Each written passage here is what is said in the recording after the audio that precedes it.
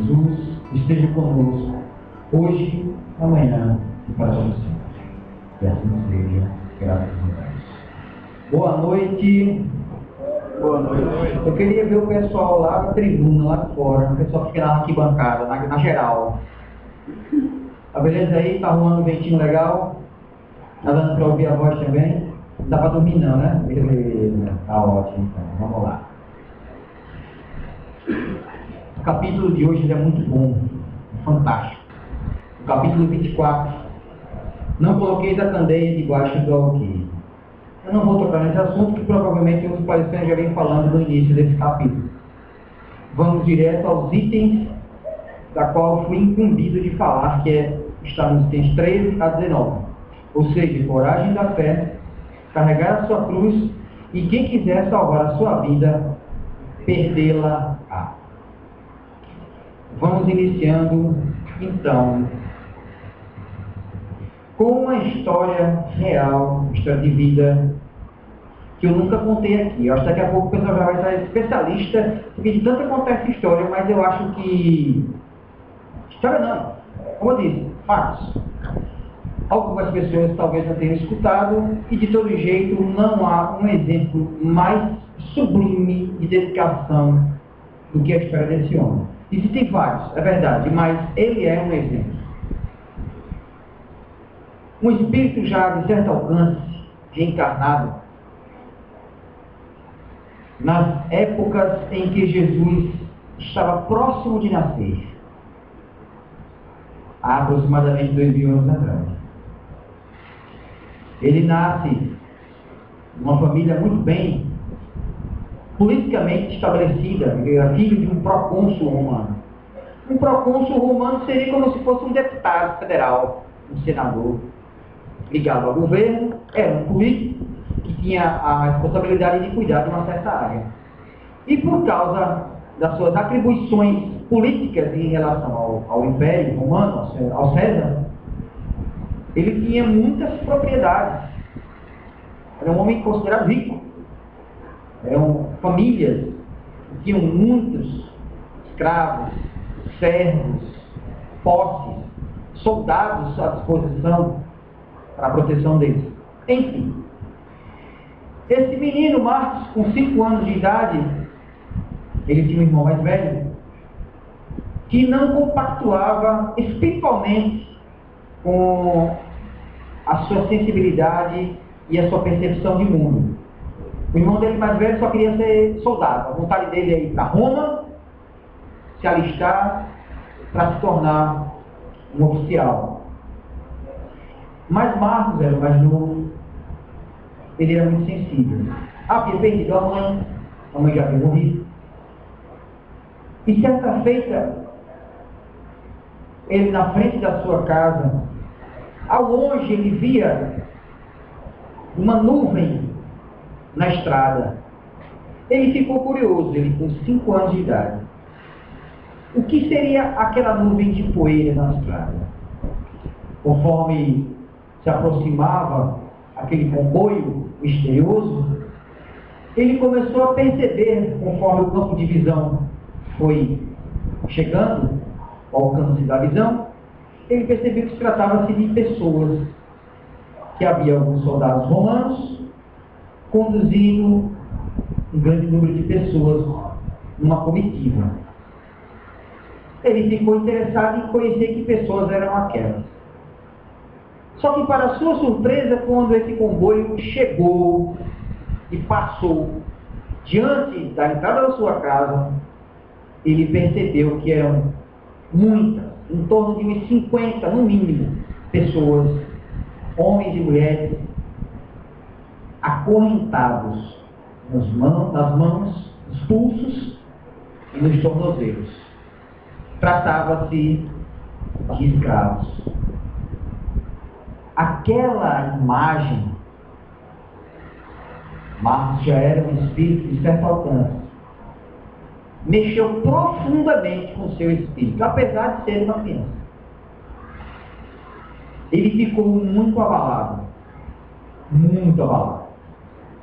Ficou tão mexido com aquela imagem que ele passou a decair em uma enfermidade inexplicável. Uma febre começou a tomar conta do seu corpinho. Quem conhece, sabe, todo mundo pode ver o corpo de uma criança de 5 anos, franzino, uma criança ainda no início da juventude infantil, no finalzinho ainda da primeira infância.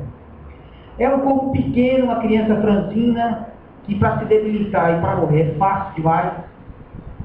Em questão de 1, 2 dias, o menino estava de cama e nada, nenhum dos recursos que o pai tinha à sua disposição, que o dinheiro podia pagar, tirava aquele menino da cama. E o pai, desesperado, chegou para o filho e disse: meu filho, pai amoroso, pai realmente cuidadoso daquela criança, meu filho, o que eu posso fazer?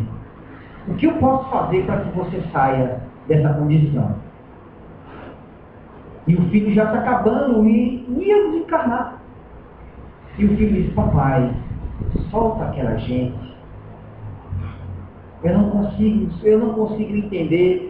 Eu sofro de ver pessoas, seres humanos, gente como a gente, acorrentada daquele jeito. Um sofrimento moral profundo. E o pai, pasmo: mas meu filho, eles são propriedade de Roma, do imperador. Eu estou cumprindo ordem. Se eu descumprir as ordens do imperador, eu vou ter que arcar com as consequências. Papai, se você quer que eu melhore, solte aquelas pessoas. E aquela fala doce, aquela fala inocente, mas repleta de amor, tocou profundamente a alma daquele procônsul. E ele, sabendo do que ia ter que arcar, soltou os escravos. E o filho ficou bom de um dia para o outro. Contudo, como o pai sabia, chegaram os emissários de Roma. César queria ver o procônsul pessoalmente. E assim, o procônsul já fez as deliberações. Encaminhou o filho mais velho para Roma, já tinha condições de ir para as escolas das milícias do exército. E o pequenino, ainda com 5 anos, entregou para que alguns amigos levassem para criar. E se despediu do seu filho para nunca mais ver. E assim foi. O procônsul foi para Roma, ficou preso e depois foi executado por ter solto aqueles escravos. Para encurtar a história, Marcos vai conhecer Josafá, e Josafá, percebendo Josafá, era um essênio, mas era um essênio que não vivia dentro dos templos essênios. Ele rodava em todos os lugares em missão, era um mensageiro de quem comandava as tribos de essênios, entre eles um deles era Lisandro. E Josafá, conversando com Marcos, ainda tão pequeno, mas notava-se a grandeza de espírito dessa criança: eu quero que você venha comigo. Como ele estava órfão, ele foi e foi levado para os templos essênios e conheceu Lisandro. Lisandro, um homem de 80 anos, um homem experiente demais, que liderava um grupo grande de essênios, pegou o guri para criar. E o menino criou-se dentro dos templos essênios. Marcos cresceu. E Josafá, o mensageiro, continuava rodando por todas as cercanias da Galileia em busca da grande estrela.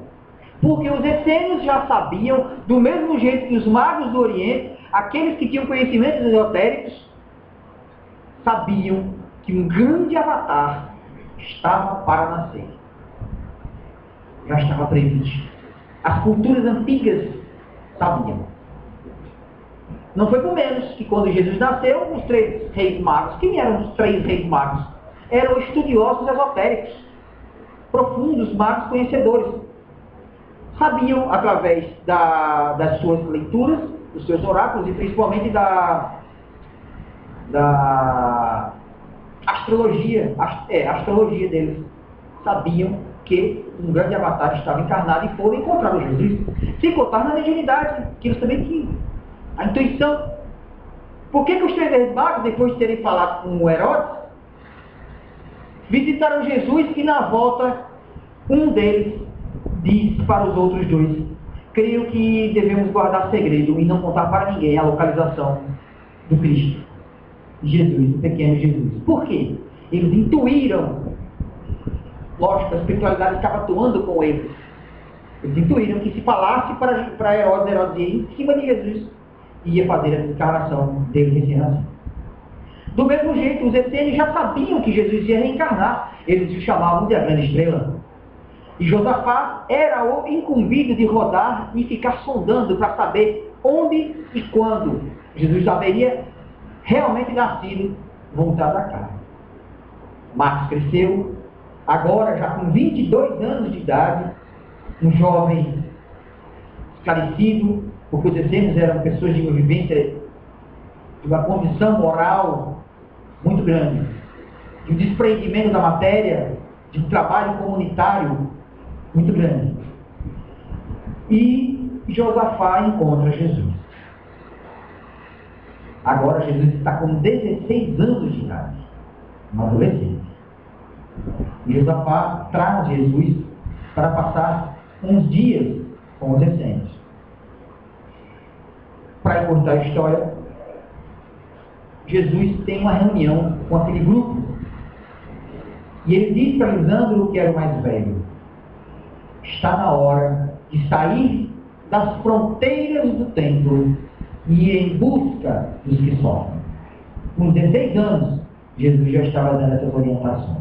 Porque os essênios, quem seguiu um pouco da estrutura dos essênios, mas não tiveram a mesma condição de evolução, foram muitos monges católicos, os mosteiros católicos. Eles adotaram a prática de vida dos essênios. Os essênios eram celibatários, os que viviam dentro da sua comunidade fechada. José era um essênio, pai de Jesus, só que era um essênio que não vivia dentro do templo, ele vivia na comunidade. Por isso que ele casava, tinha filhos, vivia em uma profissão. Não era um monge. Eles eram celibatários, não buscavam uma vida muito frugal, oração, contemplação, trabalho. Eles trabalhavam, eles auxiliavam. Tinham também os chamados terapeutas. Justamente eles cuidavam de pessoas doentes e enfermas.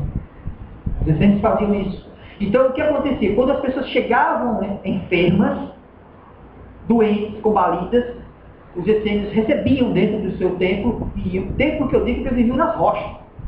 É a forma de exemplificar. A comunidade que eles viviam era dentro de rochas. Era no meio daquelas regiões onde foram achados os evangelhos apócrifos. Ali era o templo dos essênios. O que era? Buracos escavados na rocha. Vida muito simples. Eles cultivavam, viviam em comunidade, não havia personalismo, posse, era tudo de comum acordo. Uma forma comunitária de viver. Eram espíritos evoluídos.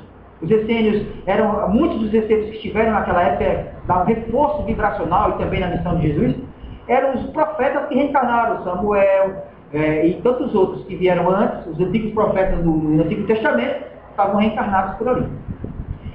E Jesus disse para Lisandro: abre as portas e vá em busca, não espere que o sofrimento chegue, vá até onde o sofrimento esteja. Ou seja, ir em busca de quem precisa. E aí ele vai e conversa com Marcos. Quando ele dá as orientações para as outras pessoas, quando encontra Marcos, ele olha em Marcos, reconhece Marcos. E diz: Marcos, você vai ter o fardo mais pesado de todos eles. O mais pesado será o seu. Mas ele conseguiu. Marcos ficou tocado de ver uma pessoa tão jovem, um adolescente de 16 anos, ter uma fulgura tão grande de sabedoria. O seu olhar chispava de amor e energia. Marcos ficou apaixonado por aquele ser. Lógico, já se conhecia, ele já tinha, no plano espiritual, contato com Jesus. E assim vai. Lisandro já era um homem idoso, desencarnou. Pouco tempo depois, ainda Jesus não tinha começado a professar sua fé. messiânica, seu trabalho do cristianismo. Mesmo assim, crendo e fazendo o seu papel, ele foi queimado vivo. Marcos foi queimado vivo. E conforme as labaredas lambiam sua pele, que se contorcia e queimava, o seu espírito era acolhido amorosamente por Lisandro. E Marcos reclamando assim, chorando mais, mas mestre, eu tinha tanta coisa para fazer. E Lisandro diz, não se preocupe não. Vamos reencarnar em breve para dar continuidade de onde nós paramos. Ele reencarna. E, tempos depois, Marcos reencarna. E ainda novinho, novamente, ele já com 15, 16 anos, conhece Inácio, um discípulo de João Evangelista, que já pregando o cristianismo, já depois de Jesus crucificado, já o cristianismo já sendo propagado. Inácio fazia as pregações. E muitas vezes, quando o Inácio não podia fazer as pregações, ele colocava, incumbia o menino de fazer, porque o menino era capacitado. E esse jovem fazia as pregações do cristianismo. Várias vezes ele teve a oportunidade de encontrar pessoalmente João Evangelista. E justamente, por ser cristão e por defender a sua fé, foi martirizado mais uma vez. 2 vezes já. Em nome de Jesus, ele foi morto. Mas aí, os anos passam. Mais ou menos 200 a 250 anos depois, ele nasce novamente. Por isso Jesus disse que o fardo dele seria um dos mais pesados. No ano 300 da era cristã, desde o cristianismo nascente, na época de Paulo, Pedro, João, os outros discípulos, os apóstolos, até mais ou menos essa faixa dos anos 300 e alguma coisa, que foi quando houve o Concílio de Nicéia e o cristianismo passou a ser religião oficial de Roma. Até então, houve altos e baixos de perseguição, de carnificina a quem se dissesse cristão. E tinha recomeçado novamente, havia tido uma pausa, porque havia tido um César romano que era cristão, e quando ele morreu, quem assumiu foi um outro chacal, um sede de sangue, e começou mais uma vez as atrocidades, as perseguições. Marcos agora tinha reencarnado na Gália, um domínio romano. Hoje a Gália é onde fica a França. E ele nasceu em uma família que já era escrava. De uma família de Vetúlio. E com o tempo, o cristianismo foi se propagando em que pessoas de alto escalão, da nobreza romana, pessoas que eram escravos, várias pessoas já se tornavam adeptas, tinham se tornado adeptas do cristianismo. E Rufus era cristão. E nessa propriedade, nessa fazenda da família de Vetúlio, tinha como se fosse a governanta, que era responsável pelos afazeres domésticos, quem cuidava da casa, era cristã. O marido dela também, cristão. Muitos dos escravos, cristãos, entre eles Rufus. Mas existia entre os que não eram cristãos, outros chacais, que adoravam ver, adoravam perceber e se regozijavam com o sofrimento alheio.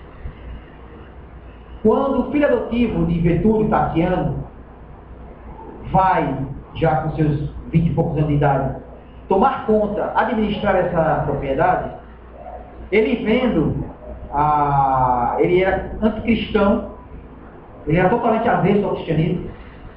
Se ele ouvisse falar em Cristo, ele ficava ruborizado, vermelho, com raiva, explodia, ele ficava cego quando se falasse em Jesus. Foi para limpar, o intuito dele era administrar e limpar, ele foi execrar, eliminar o cristianismo das suas propriedades. Porque apesar de ser do pai adotivo dele, mas ele recebeu como a responsabilidade de gerir, ou seja, as propriedades eram dele também. Enfim, para encurtar a história, ele, um adepto da cultura tradicional romana, o paganismo, os deuses, o D minúsculo, os deuses romanos, os deuses do Olimpo, instituiu uma cultura, o culto a Cíbele, uma deusa pagã do oratório romano. E assim começou a chamar e fazer tipo uma inquisição. Foi o precursor da Inquisição. Chamou todos eles e tinham que, perante ele, isto foi feito tipo uma corte, eles tinham que dizer, eles sabiam, porque os deduros, os cabarrinhos, já tinham dedurado quem era cristão e quem não era. Foi feita uma fila de escravos e servos que tinham que ir diante dele, e atrás dele, no palco, havia uma estátua e um altar com a imagem dessa deusa pagã. Eles tinham que negar Jesus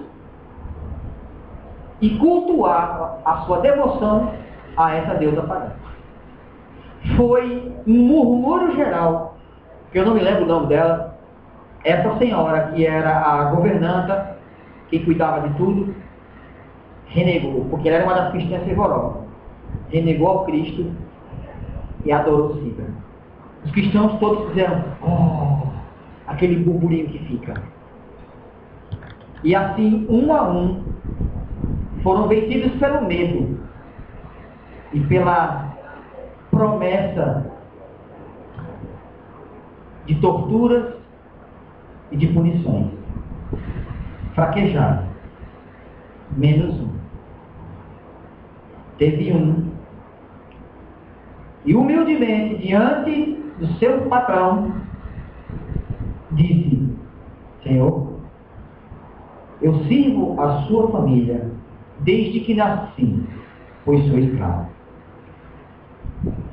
Recebo suas ordens e cumpro as suas ordens, mas o pensamento eu tenho o direito de escolher.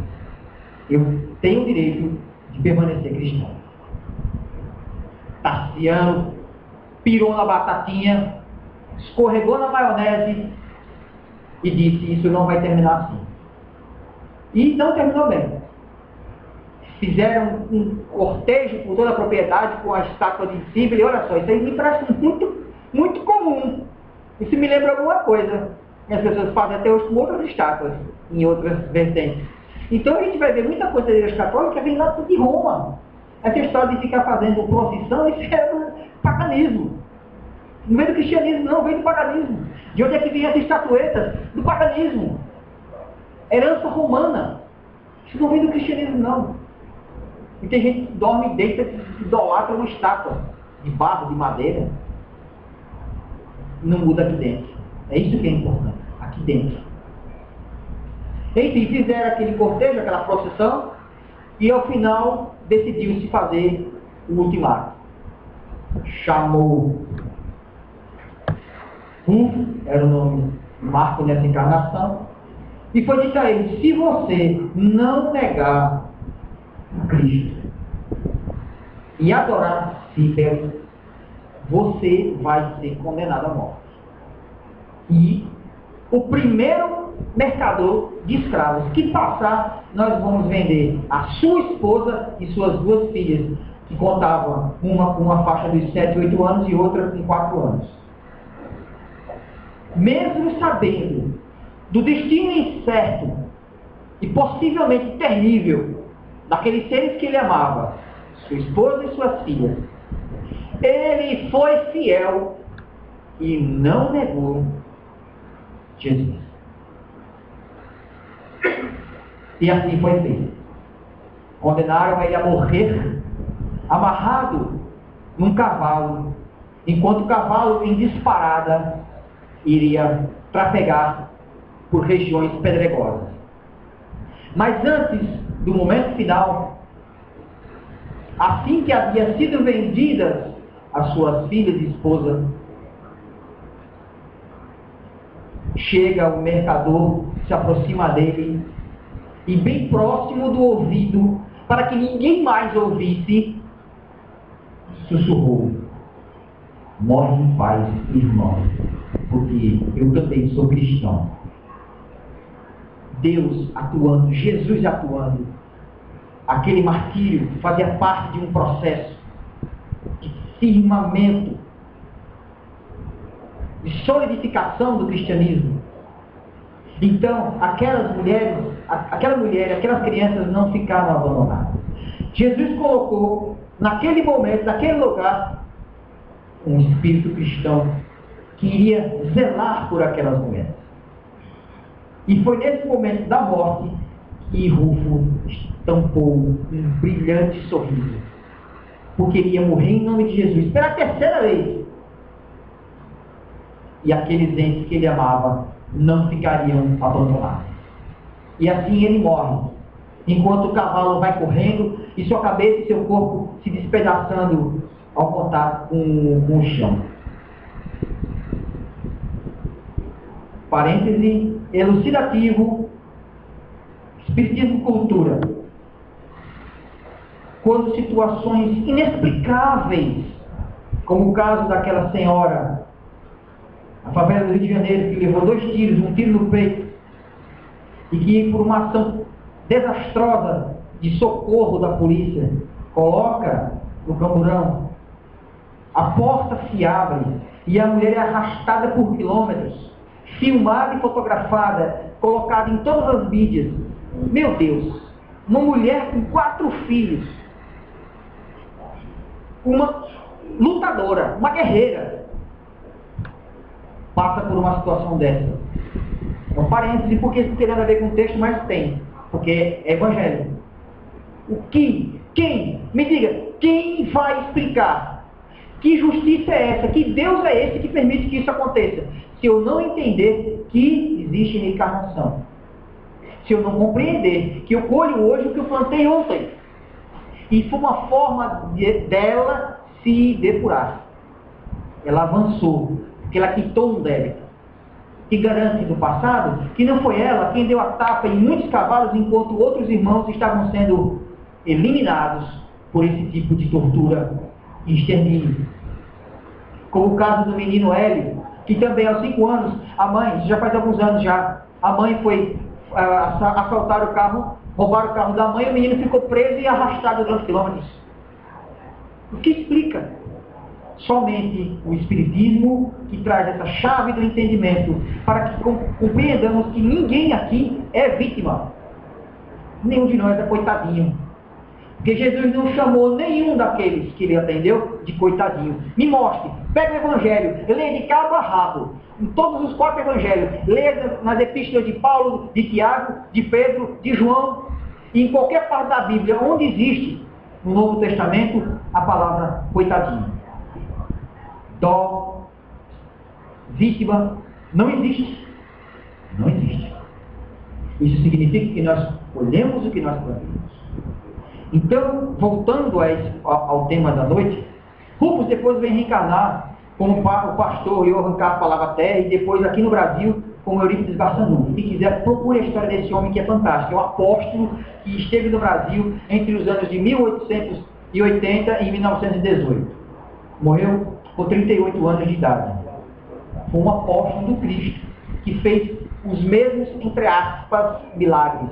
Os mesmos fenômenos de efeito físico, de cura, e ele fez ainda mais outros fenômenos de transporte e muitas outras habilidades e dons mediúnicos no cumprimento do seu dever. Tivemos aqui no Brasil. Muitos de nós não conhecemos a história desse apóstolo. Procurem, Eurípides Barçanufo, vale a pena a gente conhecer, ok? Então, ele colocou em prática justamente o tema da noite, a coragem da fé. E aí agora eu vou ler um trecho do Evangelho segundo o Espiritismo, no item 13 do capítulo 24. Aquele que me confessar e me reconhecer diante dos homens, eu também o reconhecerei e confessarei diante de meu Pai, que está nos céus. E aquele que me renegar diante dos homens, também eu renegarei diante de meu Pai, que está nos céus. Vou ler também, vai fazer a conexão, o link entre a história e o que a gente vai poder puxar de vivências. No item 14 do mesmo capítulo, está assim: se alguém se envergonhar de mim, das minhas palavras, o Filho do Homem também dele se envergonhará, quando vier na sua glória e na de seu Pai e dos santos anjos. Gente, vamos entender, vamos lá. A personificação máxima do amor, a luz encarnada, o representante divino, o espírito mais puro e evoluído que transitou por essas terras, que deu um máximo exemplo de amor, de renúncia, de humildade, de simplicidade, de fraternidade. Será que aquele que disse, ama a Deus acima de todas as coisas e ao próximo como a vós mesmos, ame, porque eu muito vos amei, deu todas as lições e orientações para o amor? Vocês acham, será que ele teria vergonha de alguém que não aceitasse a sua fé? Que seriam dos budistas, que seriam dos hinduístas, dos islamistas, dos islâmicos, melhor, corrigindo-me, dos islâmicos, que seriam dos outros cultos, outras religiões, que seria daqueles que nem têm religiões, estariam todos fadados ao fogo do inferno, como tem muita gente que crê. E só os eleitos são os cristãos, e de uma determinada vertente. Os espíritos estão no fogo do inferno também. Que seriam dessas pessoas? Que justiça é essa? Que amor é esse que separa e não agrega? Mas o Espírito vivifica, encontra a letra lá. Se alguém se envergonha de mim, o que Jesus queria dizer? Vamos pensar, gente, vamos lá, eu quero ver as cacholinhas pegando fogo. Eu quero ver os cabeçotes queimando. Vamos queimar os cabeçotes. Depois a gente faz a retífica do carro. O que será que Jesus quis dizer com isso? Alguém poderia comentar, alguém queria sugerir? Márcia ali está rindo, eu acho que ela tem uma capacidade, né, intelectiva, pode me ajudar na interpretação exegética.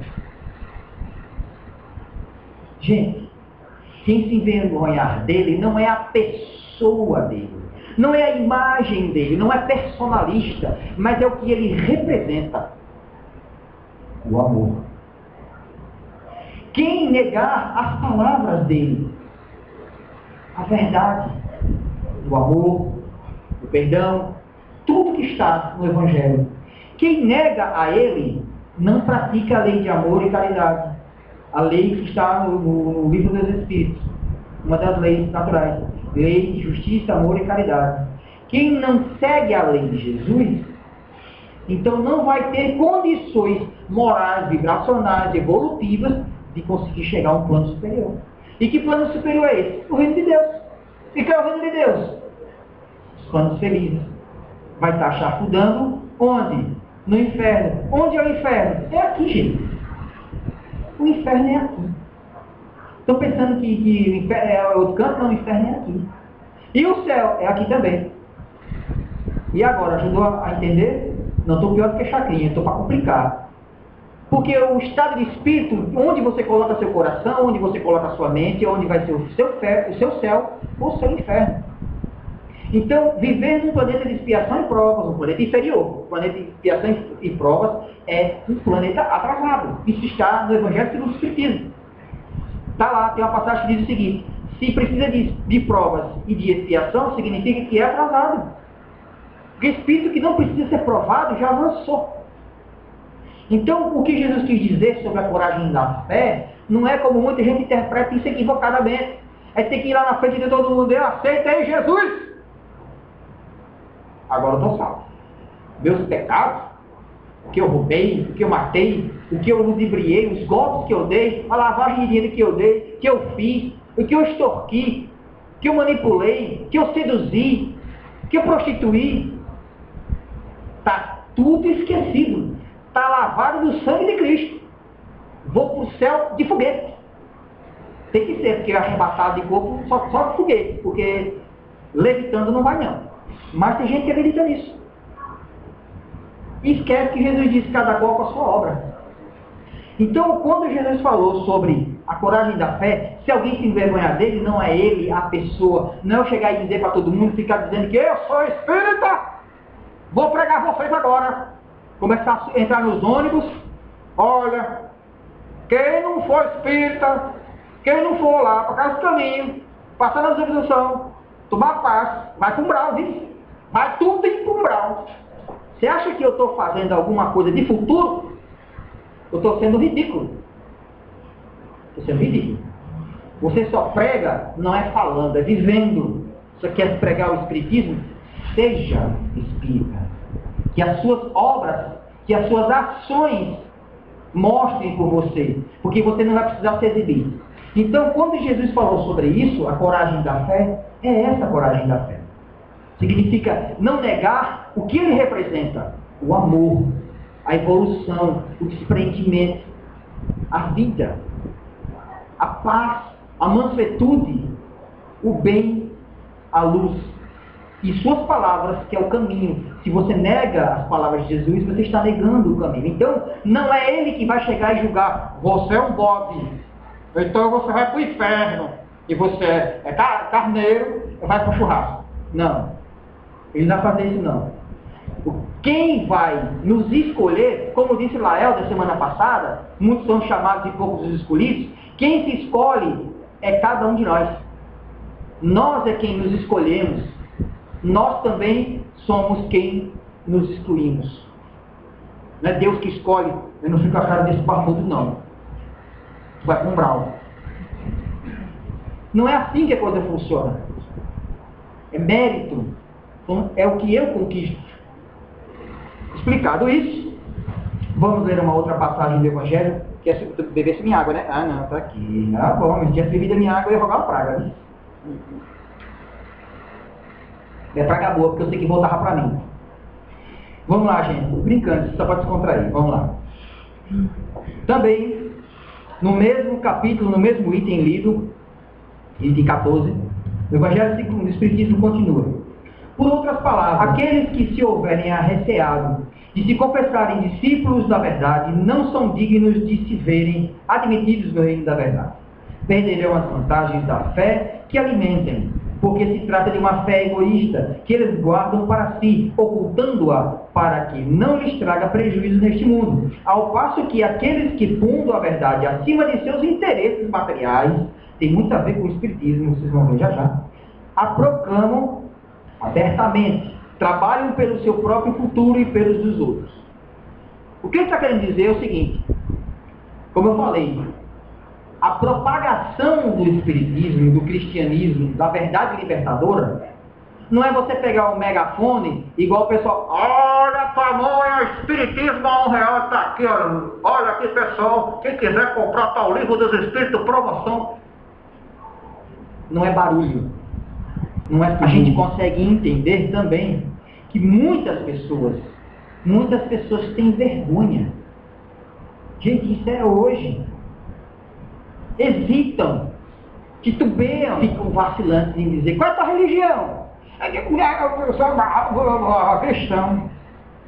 É o quê? Eu sou cristão. Quantos, quando vão fazer uma proposta, participar de um processo seletivo de emprego, religião? Eu acho um absurdo já num processo de seleção, as pessoas perguntarem, para que quer saber a religião da pessoa? Aí você vai trabalhar como mecânico, vai trabalhar como vendedor, como atendente, o que tem a religião a ver? Mas tem quem coloque. Aí na hora tem muito espírito que vou botar aqui, vai que eu perco a religião e boto outra coisa lá. Tem vergonha, tem medo. Isso está aqui, ó. Está aqui, ó. Ao passo que aqueles que pondo a verdade acima de seus interesses materiais a proclamam abertamente. Não é você ficar gritando. Mas se alguém perguntar, qual é a sua religião? Sou cristão espírita. Porque o espiritismo é uma religião cristã. É cristianismo. Cristão espírita. Eu sou espírita. Sou espírita de Deus.